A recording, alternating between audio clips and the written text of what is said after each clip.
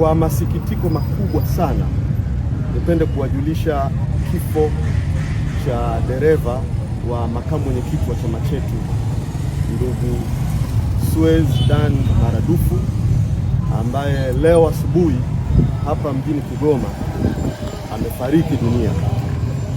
Ndugu Suez amekuwa dereva wa makamu mwenyekiti wa chama chetu bara Mheshimiwa John Heche kwa muda mrefu sana, na kifo chake kimetokea katika hoteli lodge aliyokuwa amefikia mapema leo asubuhi. Wenzake pamoja na makamu mwenyekiti mwenyewe Heche walijaribu kumpigia simu, hakuweza kupatikana, na tulipomfuata hapa tulikuta mlango umefungwa, na ndipo tulipochukua hatua ya kulijulisha jeshi la polisi.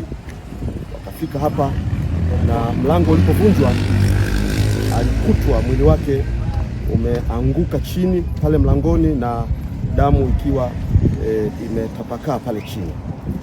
Kwa hivyo hivi sasa mwili umepelekwa kwa ajili ya postmortem kufanya uchunguzi na kujua nini hasa kimetokea na kimesababisha kifo chake. Niwape pole sana familia ya ndugu Suez, pole kwa makamu mwenyekiti wa chama chetu, na amekuwa sehemu yetu katika safari na harakati zetu nyingi. Kwa hiyo amekuwa sehemu ya familia ya Wanachadema. Hivyo niwape pole Wanachadema wote na Watanzania wote ambao wanatutakia mema.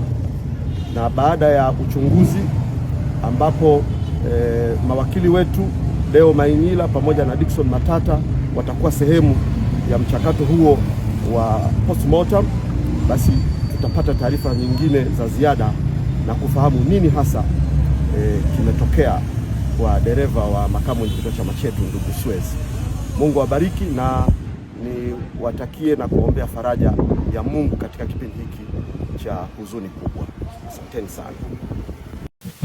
Leo Julai 1, 2026 majira ya saa 4 asubuhi, jeshi la polisi mkoa wa Kigoma limepokea taarifa kutoka kwa ndugu Mulimi Zablon Mwita, mkazi wa Sirari, ambaye ni katibu wa Mheshimiwa John Heche, kwamba walikwenda kwenye nyumba ya kulala wageni inayojulikana kwa jina la Ntahamba kutaka kwenda kumwamsha mwenzao ambaye walimpigia simu kwa muda mrefu ili waondoke kuendelea na ratiba yao.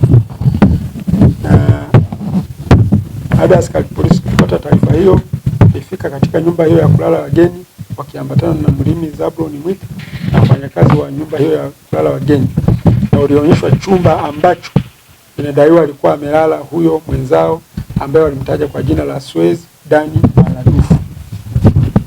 Askari walikuta mlango umefungwa na kuwalazimu kuuvunja mlango mbele ya waliokuwa wametoa taarifa, kwa kuwa hawakuweza kumpata kwa njia ya simu. Baada ya mlango kuvunjwa, walimkuta Suez Dan Maradufu akiwa amelala chini kifudifudi. Uchunguzi wa awali, kwenye chumba alichokuwa amelala kumepatikana dawa za binadamu ambazo ni vidonge na aina mbalimbali. Mwili wa marehemu umepelekwa katika hospitali ya rufaa ya mkoa wa Kigoma Maweni kwa ajili ya uchunguzi zaidi. Uchunguzi unaendelea ili kupata chanzo cha kifo kwa kushirikiana na wataalamu mbalimbali.